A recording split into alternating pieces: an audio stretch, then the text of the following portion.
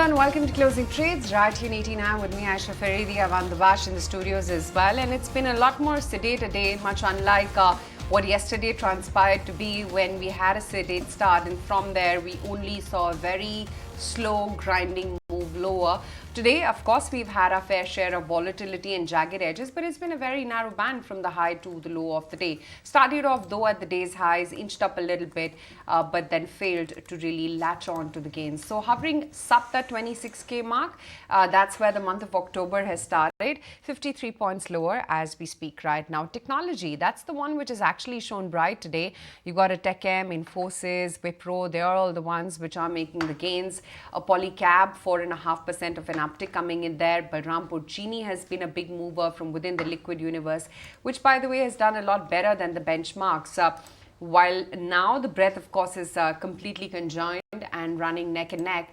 For a better part of today's trading session, we've managed to have the small caps actually take over. So there you go, Naveen Fluorine, Atul Limited, these are some of the buzzing names. And of course, Nalco has shown very smartly, about a 7.25% uptick coming in there as well. M&M, of course, reacted to its monthly sales data, which has come in pretty smartly and well above what the market was anticipating. So a bunch of these stocks which are holding out very, very smartly as we speak right now. But that's not quite the case with some of the particular newsmakers, Avan, right? Especially the gold financiers.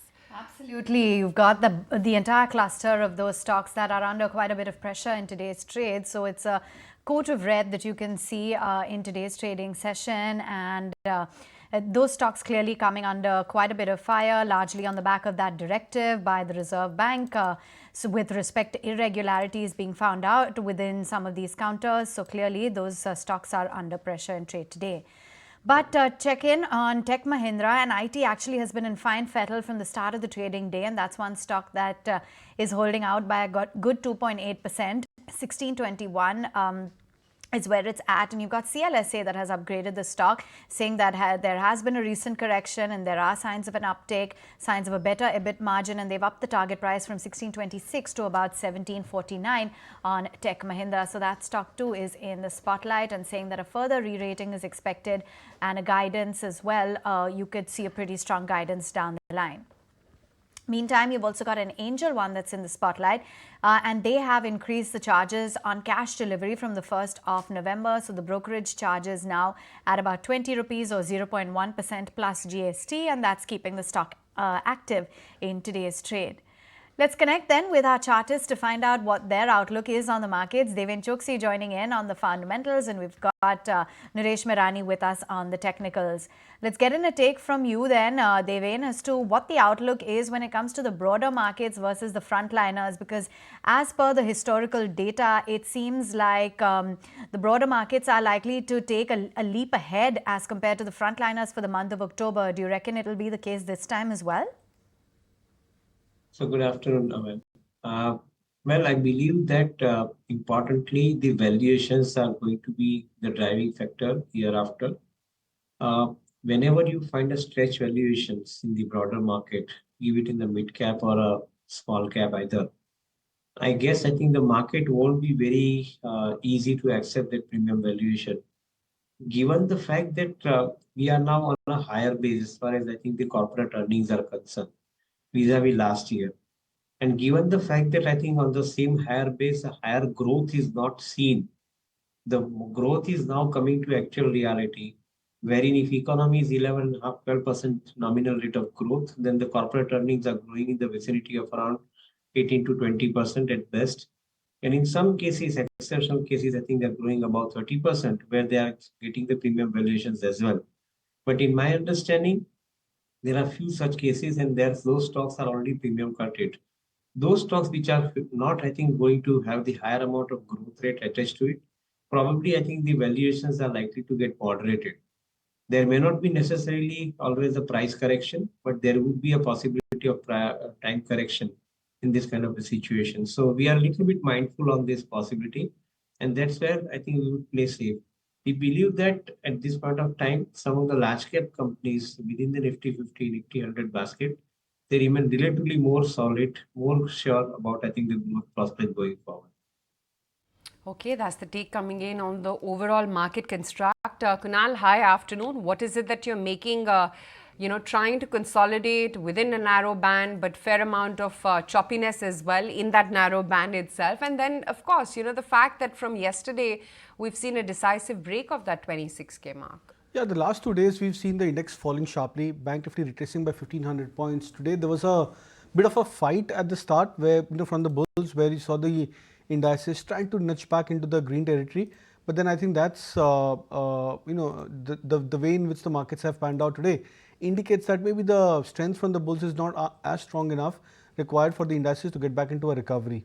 However, I think, in terms of levels, what we would be looking out for is that if the yesterday's high for the index for both the Nifty as well as the Bank Nifty, that gets crossed over, then we could be looking at the index starting to get into a recovery. So which means we could be looking at the index going through those phases of intraday bounces, but till the time we don't see the indices breaking past about the 1-day, 2-day swing high, then I think it could be very difficult for the index to get back or convert these bounces into strong uptrends. So which means one should be looking to play out for a minor range for the indices or minor bounces over the next couple of days till the time we get this confirmation on the technical charts.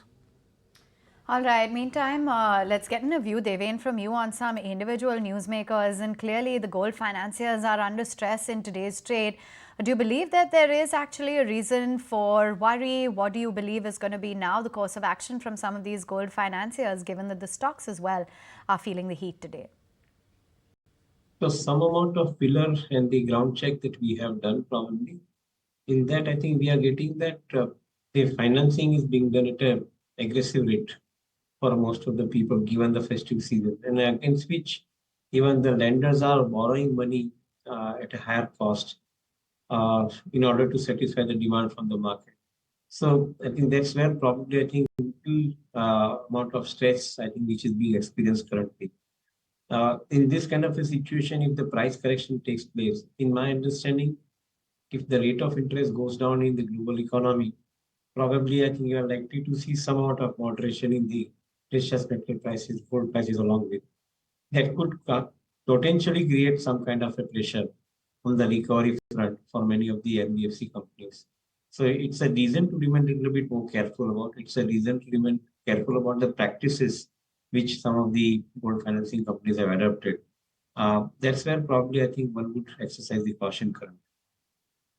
In fact, Varun as well joins in. The RBI has flagged off irregular practices by gold financiers, urging them to review their policies and conduct a portfolio review as well. And this comes on the back with, sort of RBI wrapping the knuckles of IIFL as well. So let me take it across to Varun and find out what more does the RBI have to say about gold financiers. So in the past, we have seen RBI is actually closely monitoring the gold loan companies and the loan given by these companies, and now RBI has come out with several observations where they say that there are irregular practices in gold basically against pledge of gold ornaments and jewelries, and there are shortcomings in use of third parties for sourcing and appraisal of gold loans. Also, there are irregularities in undertaking valuation of gold without the presence of customers. There are issues with due diligence, lack of end-use monitoring of gold loans, and also loan-to-value ratio and incorrect application of risk weight. So these are some of the issues which RBI has highlighted on gold financing companies. But brokerages have a different view. They say that this would definitely lead to some slowdown in gold loan. That is expected because of the strict action or the observations by RBI, but they think that the entities with lesser vintage in lending against gold jewelry could likely have more deficiencies, and companies like Muthoot and Manappuram, which have been regulated by RBI for many years, they are likely to be positioned better. There might be some risk and there might be overhang on the stock because of this news, but they still are comfortable with these companies, and between the two they think that Manappuram would have a good safety of margin of safety. Jeffries say that the traditional gold loan financiers like Muthoot and Manappuram Finance, they have been audited by RBI periodically and they have very fewer gaps. Also, when it comes to IIFL Finance, they say that it should be unaffected because they have already taken corrective measures. So the listed gold loan companies, no doubt they would have an overhang, but most of them are good, highly regulated by RBI, and there are periodic checks which have been done. So, if there are issues, there might be with the entities which have lesser vintage in lending against gold, but yes, there would be overhang on all the gold financials, at least for today. All right, thanks very much for giving us all of those details. Meantime, Naresh, let's check in on some of the charts then. And it's clearly the small cap end of the market that in comparison to the frontliners seems to be holding out quite decently. Just going to identify some of the names here that are active in trade. And you've got something like Deepak Fertilizers, that's up about 4%. Balrampur Chini in the green, Chambal Fertilizers as well. And KPIT Tech along with something like an MCX are holding out. How are the charts looking? So starting off with Deepak Fertilizer, that looks promising. The stock is crossing 2022 highs, which where it topped out at 1050, 1080 levels. And we are getting into an all-time high as well. So looks promising. It's consolidated here for the last 2 months as well. So a buy at current levels, the stop below 1000 still looks interesting. But Balrampur Chini is something which would take a pause given the rally in the last few days. The stock has broken out into all-time highs and continued. So I would wait out for a dip here. MCX is again a similar case which has rallied a lot. Would be looking at a case of a profit booking dip going forward. Okay, on that note, let's take a very quick break. When we come back, continue tracking markets and of course the newsmakers this afternoon on the other side.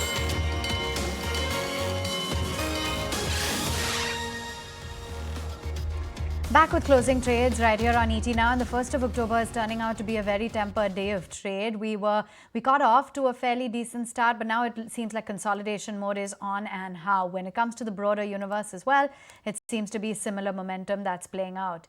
Meantime, Deven, curious to get in your thoughts on the kind of auto sales numbers that have trickled in. What have been your thoughts? Did you think that rural recovery would have played out, which wasn't quite evident, at least when it came to M&M's tractor sales numbers? Well, I guess I think the M&M management has been pretty confident about the outlook going forward. Though I am not a particular, concern about, the month-on-month kind of a number. But given the kind of a monsoon that has played out in the country, out of 36 rain-catching states, if 33 states have got, adequate to better rains, quite possible that I think companies like M&M would end up generating higher amount of demand for tractors, both for its M&M brand as well as Swaraj brand of tractors. So in my viewpoint, I think the company should possibly do relatively better in its tractor business, which was up till now remaining quite stagnant in last couple of years. I think that can probably change, and I think see relatively better number of output in coming period. At the same time, I think the rural demand remains strong because of the good monsoon, good crop.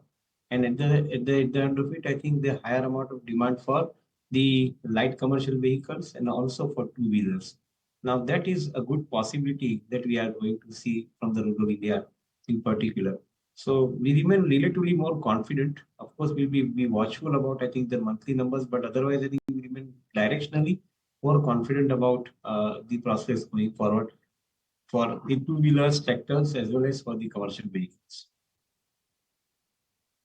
Numbers also just coming in, and the numbers are disappointing both for the CVs as well as the passenger vehicles. The company has said that there has been a slowdown in infrastructure project execution, reduction in mining activity, and an overall drop in fleet utilization, also because of the heavy rains, which resulted in their heavy commercial vehicle record a 25% year-on-year decline. In fact, Srishti is here to walk us through all the auto sales numbers which have come in so far. Srishti? Well, it has been a mixed bag for the September auto sales data till now, because what we have seen is just the two-wheeler as well as the tractor division that has done pretty well for itself. But apart from that is the commercial vehicle select counters have disappointed, and alongside passenger vehicle select companies didn't perform as expected. Firstly, let's start from the two-wheeler pack then, because herein we have seen TVS Motors as well as Bajaj Auto coming out with great set of numbers, and we just highlighted for our viewers that the rural demand is holding on very strong for the two-wheeler two-wheeler segment, as so the kind of discounts that all these companies have been giving to the customers, they were successful enough to get the demand and the numbers back in down, and indeed there was a double-digit growth for the likes of TVS Motors as well as Bajaj Auto. When it comes to the tractor division as well, on the back of the healthy demand growth, we have seen almost double the growth on a month-on-month basis for M&M as well as Escorts. But in the latest, we do have the passenger vehicle data as well coming in from Tata Motors, a sheer disappointment coming in for their passenger vehicle division. Along with that, even their commercial vehicle division is what has disappointed. For the passenger vehicle, the company did highlight that given the kind of subsidies for some of the strong hybrid models in key states, that has impacted their EV volumes. And not just that, there has been takeoff of the FAME 2 subsidy push, and because of that the sales were impacted. But on the commercial vehicle side, they do see that there was a slowdown in the mining activity. Because of that, their commercial vehicle numbers got impacted. So all in all, the Tata Motors numbers were not that great for the month of September, though the market were expecting a high number on that particular front. But along with Tata Motors, we also have the numbers coming in from M&M. What a set of numbers for the month of September. Look at the jump, because there has been a 14% growth on a month-on-month basis. And lastly, from the commercial vehicle, we do have Ashok Leyland and Eicher Motors VECV numbers. The companies did register a 16 to 19% growth on a month-on-month basis, and the numbers hold steady. So kind of a mixed picture for the September auto sales data, but it's the two-wheeler and the tractor division that are shining bright. Back to you. Yeah, absolutely. Quite a mixed bag and quite a contrasting reportage from Motown when it comes to the September sales. Kunal, analyze the two charts, both Tata Motors and M&M for us, and what do you read now? See, I think there was a point in 2022 where M&M was one of the laggards. Tata Motors used to lead from the front. But now on the shorter term charts, the trade is completely reversed. Right now, Tata Motors is a chart which is very, very fragile. I call it fragile because the stock is nearing towards its 200 moving average. And this has come after quite some time where the stock was very strong. There was period where the stock was an outperformer as well as a price performance leader for the entire auto pack for many months and many quarters. But I think that stock has now reversed in terms of the chart patterns. If the stock breaks below the 935, 945 mark, that could be a confirmation of a break below its long-term moving averages, which could probably spell some more weakness into the stock. M&M on the other hand, there was a bout of correction, I think a couple of months back in the month of August to be precise. But from there, the stock had recovered. So I think from 2700, 2750 mark, the stock managed to come back to the 3000 plus levels and now made a fresh high about 3150 plus mark. So M&M is a chart which is looking much more stronger at current juncture as compared to a weaker chart like Tata Motors. Naresh, in the same vein, I mean, we've all seen stark outperformance when it comes to two-wheelers. Having said that, yesterday there was that aberration when Hero MotoCorp overtook Bajaj Auto in terms of the market share, and you did see quite a bit of crack coming in on Hero MotoCorp, although the rest of the market as well did fall. How is it that you're stacking up some of the two-wheeler majors now within your coverage portfolio? Bajaj Auto is something which has already done really well. And in this case, the only way one can ride on is keep a trailing stop loss. But it is highly overbought in the short-term chart, so could get into a pause going forward. Hero MotoCorp, on the other hand, made a move into a fresh all-time high, and then we saw it correct over the last 4 sessions. But the trend is all okay out here till the time it holds above 5600. Eicher Motors is the one which is interesting, which is dabbling around that 5000 mark for the last many days.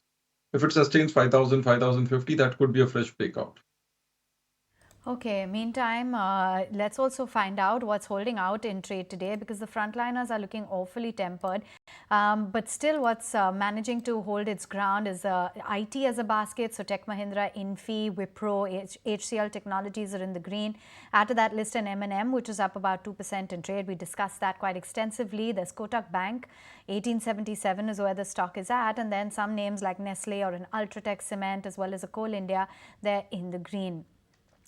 Curious, Deven, to get in your take on what the China stimulus measures would have meant for the entire metals basket, and how you're looking at the trajectory for the rest of the year. Well, I think we remain relatively more confident about the prospects going forward for the entire metal-based pack as a whole, the ferrous and non-ferrous included. Couple of reasons. On one side, we believe that the global market prices will remain steady because of the China stimulus package. On the other side, we believe that I think India market story is playing out very well for metals. Infrastructure spending, social infrastructure spending, industry spending, automobiles, even for that matter, the AI-based infrastructure, which is related to data center and all, everywhere I think the demand for metal is probably increasing. So on demand side scenario, we are likely to see better times going forward, and I think the output likely to remain, I think, on a stronger side. On the profitability side, we are even more confident because the energy cost, particularly, is structurally coming down with the use of renewable power into the system. Be it captive or be it, I think, bought out power, it is still bringing down the cost for the metal commodity manufacturers. And that's where we believe that I think there is a protection in the margin. Both these factors, to me, I think, appears, I think, as a good recipe. Probably, I think the market is factoring it as well. I think, and once I think they start getting the reflection into the results, I believe that I think some of the metal commodity stocks will find re-rating from current levels. Devin, great to have you on the show. We'll let you go on that note. Before we take some closing strategies, we also spoke with Jim Rogers as well as Adrian Movat and Manpreet Gill this morning. And they're all talking about how China is actually going to impact the entire commodity move. Jim Rogers, of course, says that do not give up on silver and crude. That's where you will see some meaningful gains from these current levels. The Indian bull market has been very much driven by local investors, but specifically looking at the FII fund flow impact here, I think there are two stages to this. At the moment, if you're running EM money and you've been outperforming, you've been very overweight India and underweight China, all that alpha has disappeared in the last week. MSCI China total return is up about 30% year to date. India's up a very respectable 26%. I would see this as more of a relief rally in the commodities space rather than that's something that's going to be sustained. It may have more of an impact on precious metals, but I think for the underlying, fundamental base metals that are going into manufacturing activity, its impact is going to be relatively modest. I do expect things in commodities to still do well, partly because of China and partly because of India. I mean, you have the two largest economies in the world trying to encourage things now. So commodities do not have a bad future. Commodities will be good in the next few weeks or months. If I were buying today, I own silver and I own gold, but if I were buying today, I would buy more silver because silver is still down a lot from its all-time high and gold is near its all-time high. The bull market in crude is not over. There are many reasons to buy crude, including the world's reserves, known reserves, continue to decline. So do not give up on crude. Do not give up on silver and do not give up on crude. As an economist, I'd say, look, these are absolutely, I think, very significant measures. And I think more than the PBOC measures themselves, it's the expectations that have been set in motion that there may be more to come on the monetary policy side. But more importantly, I think what I'd be excited about is the signaling from the Politburo that there's more, reviving growth and sort of really providing more support to the economy is becoming more of a fiscal priority. Because one additional factor I'd add is on oil prices, because while metals might be the positive, we do see improved sentiment in Chinese demand that could potentially start to tilt the balance a little bit in favor of slightly higher oil prices. All right, those are the experts talking about the impact of the China stimulus move. Meantime, let's also find out what those closing trade recommendations are. Naresh, what are you picking out? So that would be a buy on Dr. Lalpath Labs. The stock has been in a strong uptrend over the last 6 months, rallying from 2,000 to almost 3,400. Went through a consolidation in the last 1 month. A good flag formation breakout today about 3,400. Could head up towards 3,600 in the short term. Let's find out, Kunal, what you're picking out. So that'll be a buy on AB Capital. The stock is nearing a breakout of its previous multi-month swing highs around the 242, 245 mark. So would expect the stock to do pretty well over the near term. Okay, let's take a very quick break on that note. When we come back, the last half an hour of trade before the trading off tomorrow.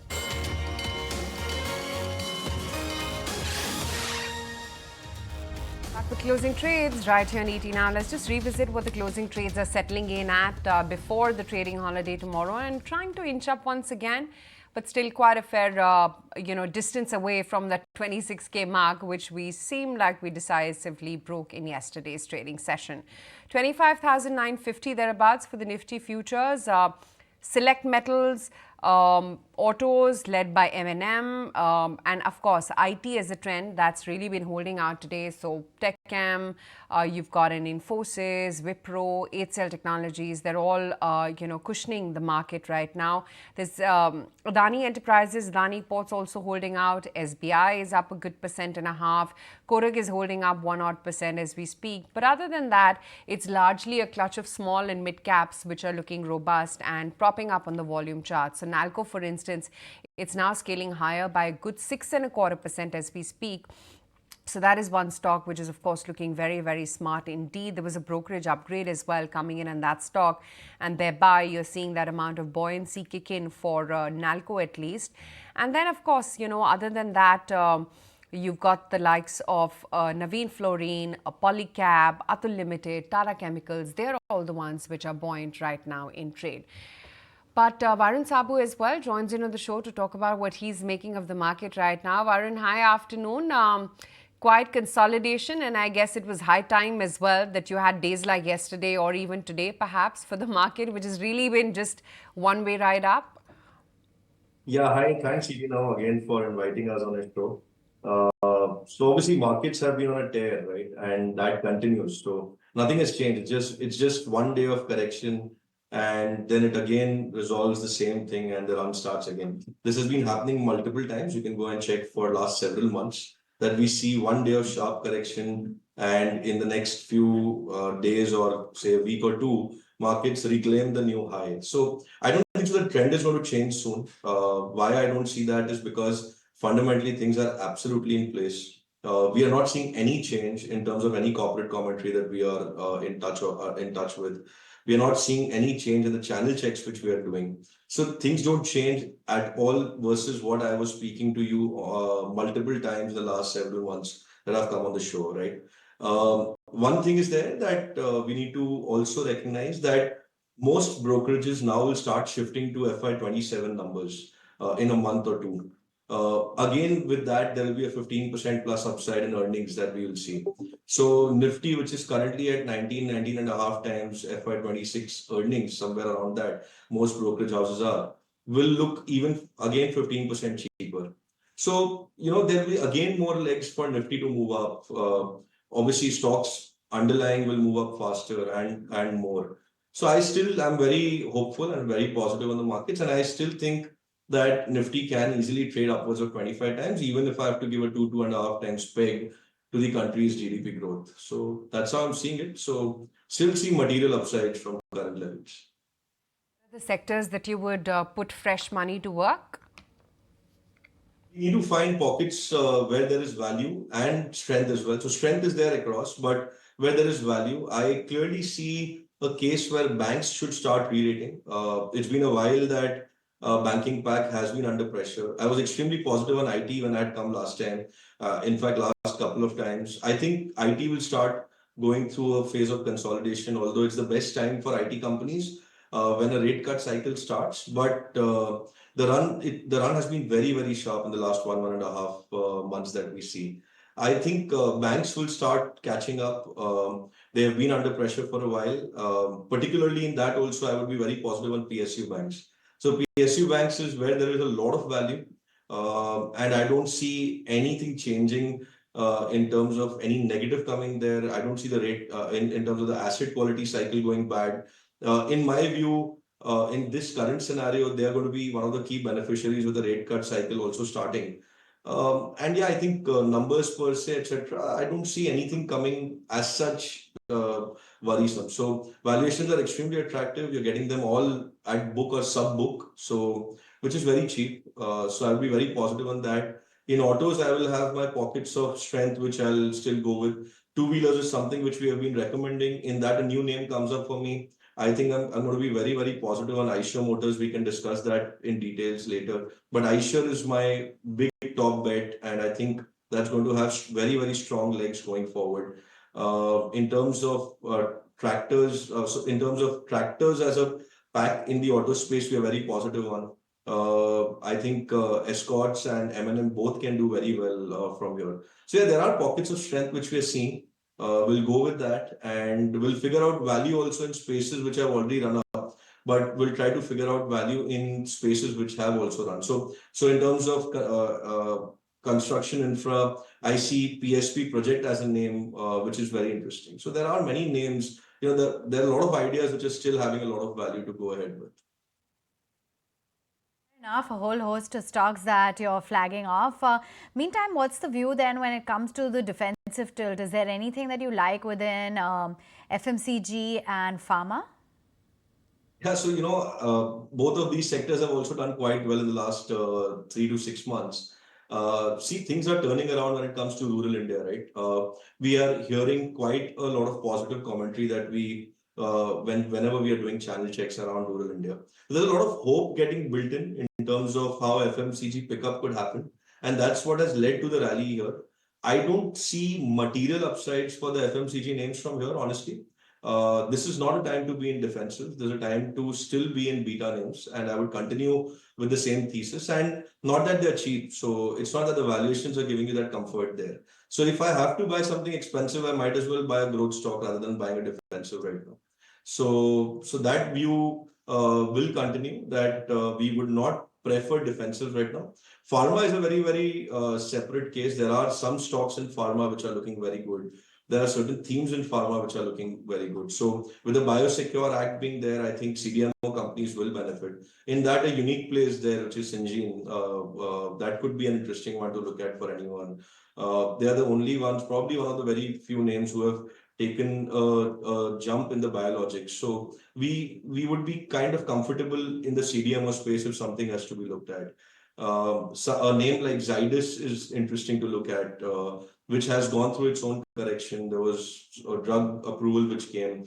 And in terms of downside, I hardly see any downside there. There's been too much concerns being based on Asacol HD. I think that's also done with. Things should start looking up for them as well. So pharma also, there are pockets of strength which one can look at. And yeah, obviously, if you have to see the entire healthcare pack, hospitals is something which we are very, very positive on. Most of the hospitals that we look at, top being Apollo Hospital that we really like from here. So that's one name. Medanta is something which we like. We like Rainbow Hospital. So there are multiple names in the hospital space also. So yeah, all in all, you have to go bottom up now more than looking at top down for the time being. So let's pick up some of those ideas then, Varun. And I'm going to start out with Aisher. What is it that you like in that story? Is it the farm revival or is it RE that you're continuing to bet on? So it's a great mix of both. So what is exciting me in the name is whenever I go on the ground or I meet any company. So either I go and meet in tier 2, tier 3 villages when I'm meeting people, dealers, channels, etc., or I'm going and meeting corporates. One thing which is coming out as a very, very big story is the aspirational buying, the premiumization story which is going on, and that's continuing and that's gaining legs further, right? I see a big change there. I think people will keep moving higher. 125 cc biker will keep moving to 150 plus cc. A 150 cc biker will move higher, right? I see the cruiser segment to pick up because there is where the machoism, and that's what is exciting people on the ground. And RE is the best brand when it comes to that. And brand holds a lot of value. We have seen that in the four-wheelers playing over, right? We saw SUVs as a category when in the earlier days, Scorpio and Bolero, etc. had come, where it was a very niche segment. And today, it's the segment in the four-wheeler space. I see that happening in the two-wheeler space. It will take time. People will believe this once it happens, but I'm calling it early, and I think the category will expand big time. And there is where RE holds a huge advantage. I am extremely positive on Aisher from that perspective. And the good part is that it has gone through consolidation. It is now at par in terms of, or a little cheaper in terms of valuations when it comes to TVS or a Bajaj Auto. Not that I'm negative on those companies, I'm very positive on them as well, but I think Aisher is a multi-year story which is beginning from here. Do you have that kind of conviction looking at the charts of Aisher too? See, short-term trading activity could be seen into the stock price, but there's nothing major which has happened in terms of the outperformance. So what's happened is that Bajaj Auto was one of the best performers in the two-wheeler pack. Hero MotoCorp had its fair share of price uptrend towards 6,100, 200 mark, but that stock has also slipped and it's now sub the 6,000 levels quite decisively. But then on the other hand, there was the period where Bajaj Auto outperformed, Hero MotoCorp managed to outclass or shine up quite well. Eicher Motors has remained into a range. So, we can call it as a relative strength that on the way down, when stocks like Hero MotoCorp or Bajaj Auto, if these stocks are correcting, then Eicher Motors is showing signs of a relative strength so far. But when you look at this as a larger picture over the last 9 to 10 months, there's nothing major which has happened to the stock price where we could probably call it into a breakout. So I think we'll have to wait out for in terms of technical patterns for Eicher Motors to break past about the series of resistances. 5200, 5250 is the first and the most crucial resistance for Eicher Motors. I think only a break above those levels is where I would look to buy. Okay, fair enough. Meantime, Naresh, what is it that you're looking at when it comes to capital goods, the likes of ABB India, Siemens? They're all active in trade today. Any other stocks within this space, or what are you tracking? So ABB, Siemens have had a very strong run, but they continue to consolidate higher. So Siemens, after a dip from 8,000 to 6,500, has slowly scaled up back to closer to 73, 7,500. So I would not expect them to cross the recent highs. So would expect consolidations and selling pressure at higher levels. The only one which still looks interesting is L&T, which has gone through a 6 to 8 month phase of consolidation, 3,500 on the downside, 3,800 on the upside. If it sustains 3,800, 3,850, that would be a fresh breakout to look out for. So in terms of cap good names, L&T seems the best at current levels. Okay, that's the view coming in. L&T continues to remain the favorite. Varun, would you concur when it comes to the fundamentals as well? Absolutely. I don't see any doubt that in infra, that's the best name, the bellwether name that we have.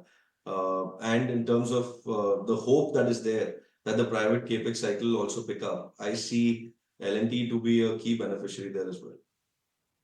Coming in on L&T, let's just address some of the other movers. You've got a Star Cement. That's also one stock which is in focus. One of their subsidiaries has been declared as the preferred bidder for limestone blocks in Rajasthan. And the blocks are estimated resource of about almost 64 million tons.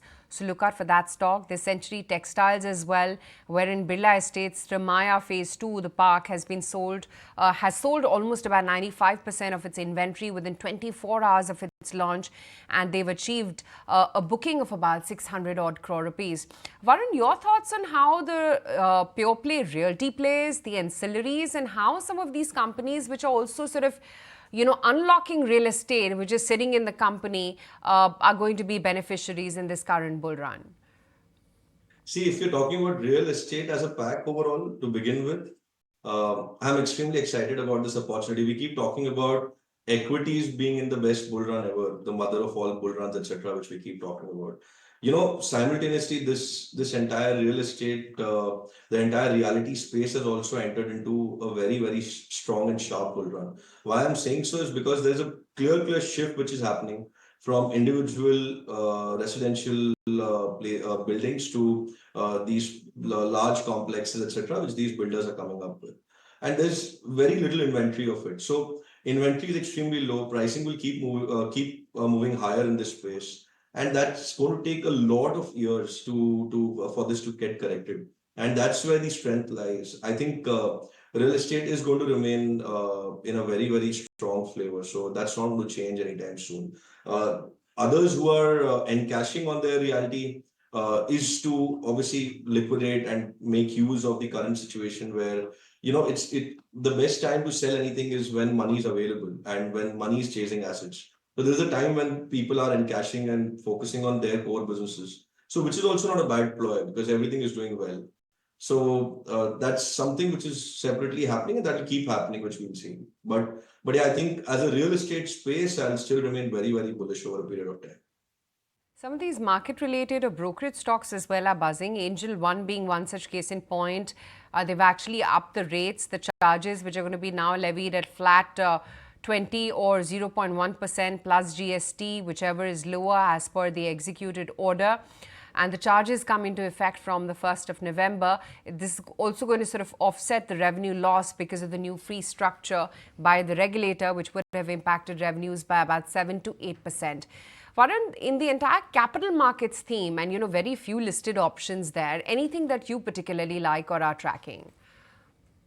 In the current scenario, I like to avoid talking about the capital markets stocks. I mean, it's more of a competition to me. So I'll refrain from talking, and not that we have any coverage there. So I'll try to refrain from them.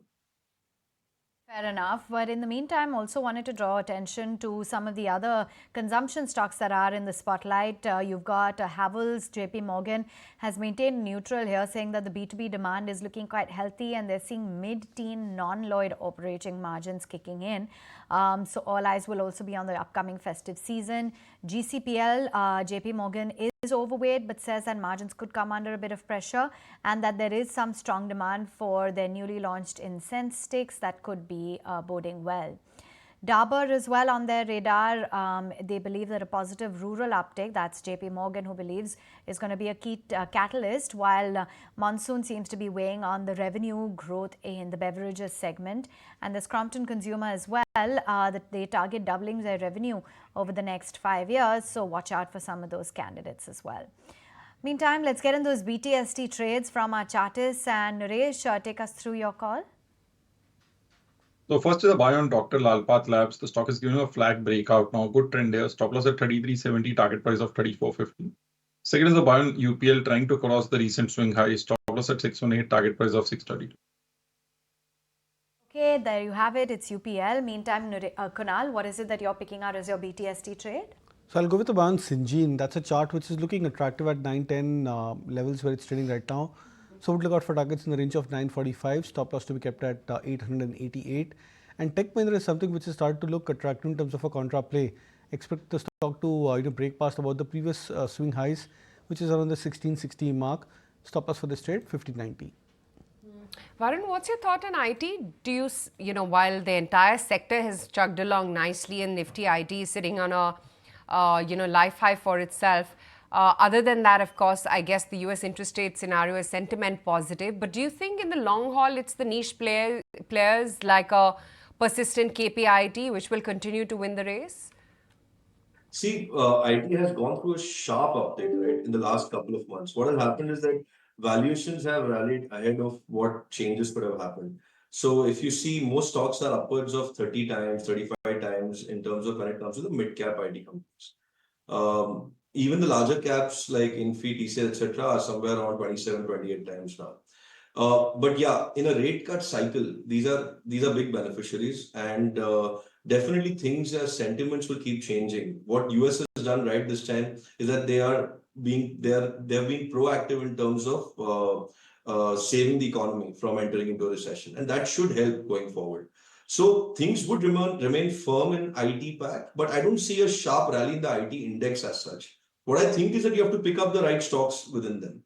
I would probably prefer in this scenario where a rate cut cycle has started to be in the leverage place. So something like Emphasis there could be a very interesting name, which has a high quotient of mortgage led revenues coming for them. So that could be an interesting place still from here. Something like a Tech Mahindra or a FSL, which has a higher component of telecom, and these are also leverage plays, right? Telecom is a leverage play, so that should also benefit going forward. Something like a LTIM, which has a high BFSI quotient. So I would pick and choose the right stocks in the space, and yeah, I think things seem to be fine. The sector might consolidate for some time, but I don't rule out upsides in some stocks over here. Also believe that the best gain for the year for Nifty IT could be behind us, or do you see a continual strength on the Nifty IT charts? I see a continual strength. I see that my expectation is that over the next 1 or 2 months, you should probably see a second round of strong uptick for many of these IT names. In fact, what's happened is in this last 1 week, 7-8 days of consolidation for the IT index, one of the underperforming names, the likes of Wipro, has made a comeback.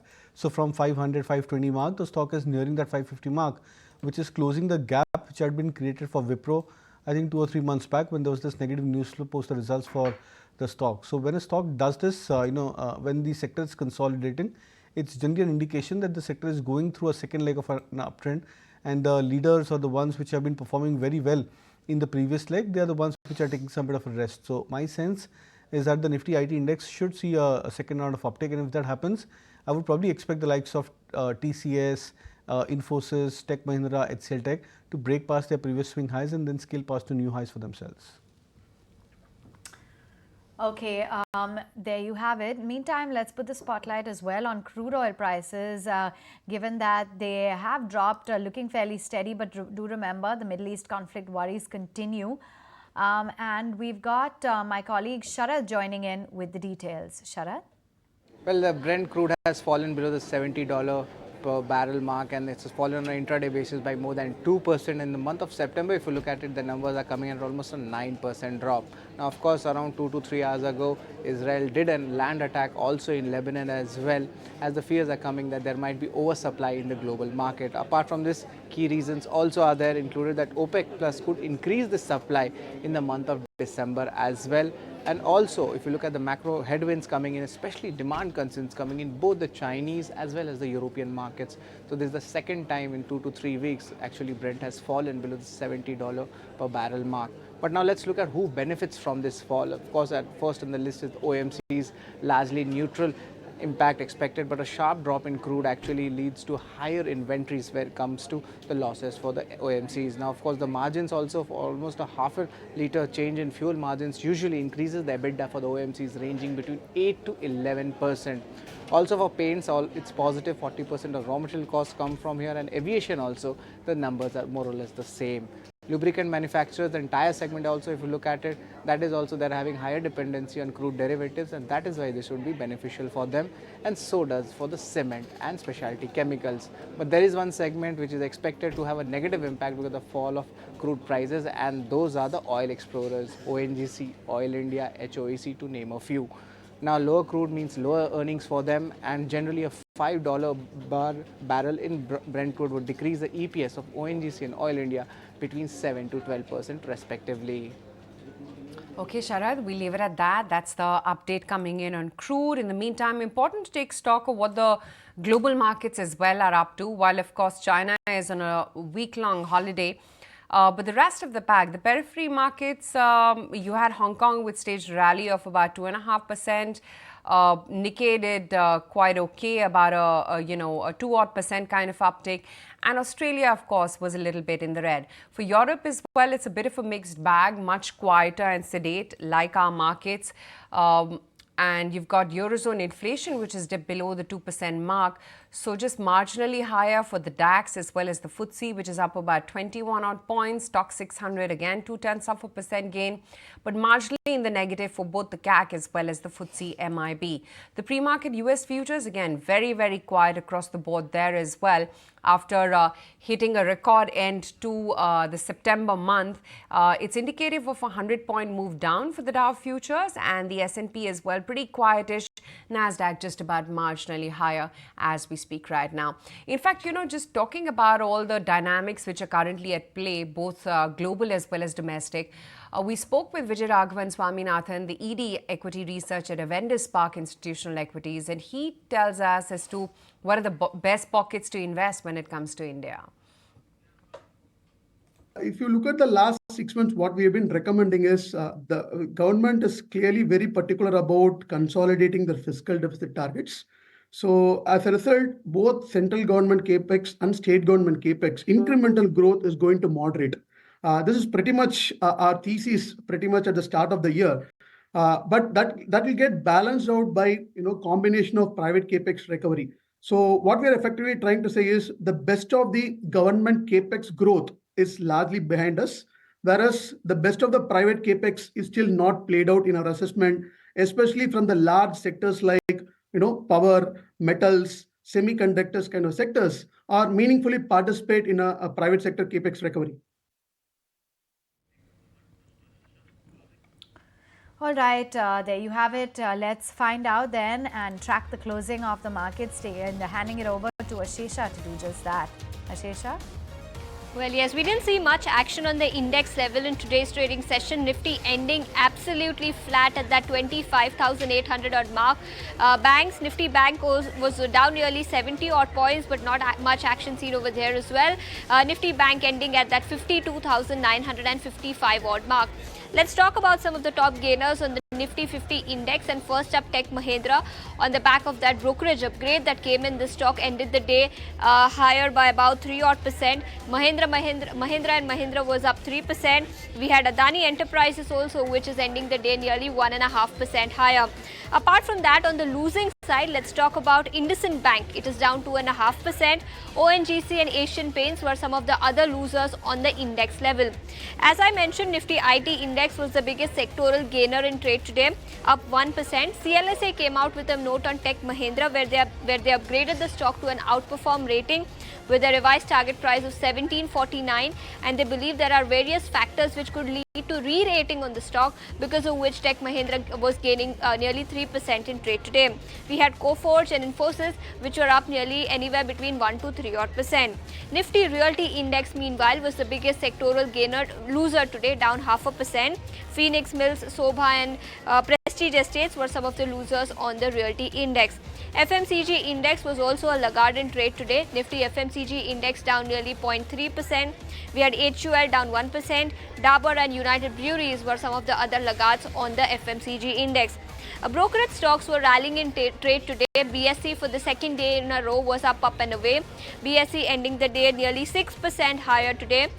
4.5% higher. We had Angel One, which was up 5 to 6 odd percent. IIFL Securities was also gaining nearly 6 to 7% in trade today. Let's also talk about a couple of newsmakers. India Glycols, on the back of their expansion plans, where they expanded capacity across business verticals, that stock up 8%. We had NCC on the back of some order wins, up 2%. They received total orders worth about 2,300 crores, and this stock ending the day 0.7% higher. Blue Dart, meanwhile, on the back of their price hikes that they've undertaken to the tune of 9 to 12%, this will be with effect from the 1st of January. This stock is up 5%. PB Fintech, on the back of the Jefferies report, where they are maintaining their buy stance in the stock, target price of 225. They say clarification that came in from the company has come in as a respite. PB Fintech ending the day 7% higher. Kalpataru Projects, on the back of order wins, was up nearly 1.5%. They won orders worth about 1,200, and it did lose its steam, down 1.5% today, but nonetheless order wins was why this stock was in focus today. Kotak Securities also came up with a note on NALCO, National Aluminium. This was the top gainer on the Nifty Metal Index today, where they believe that they've upgraded the stock to add rating, and they're very positive on this counter. NALCO ending the day 6.5% higher. So all in all, on the index level, we didn't have much action, but nonetheless, we had a whole host of newsmakers in trade today. But you don't go anywhere. Stay tuned to ET Now.